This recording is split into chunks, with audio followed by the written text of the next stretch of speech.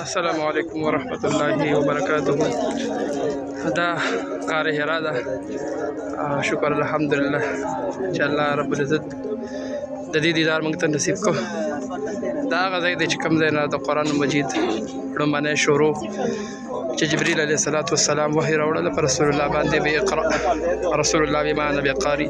دا د بیت الله شریف مخامخ هغه ټاور چې ښکاري خو دومره اوچت مقام دومره لري چې بیبي خدیجه رضی الله عنها په رسول الله صلی الله علیه وسلم پسې دې ځای ته راتلله او خوراک او دا څیزونه به ورپسې راوړل او رسول الله صلی الله علیه وسلم د مکې د مشرکینو نه ځان له شو او دې ځای کې ناستو او رسول الله صلی الله علیه وسلم باندې د قرآن شروع هم د دې ځای نه شوې ده.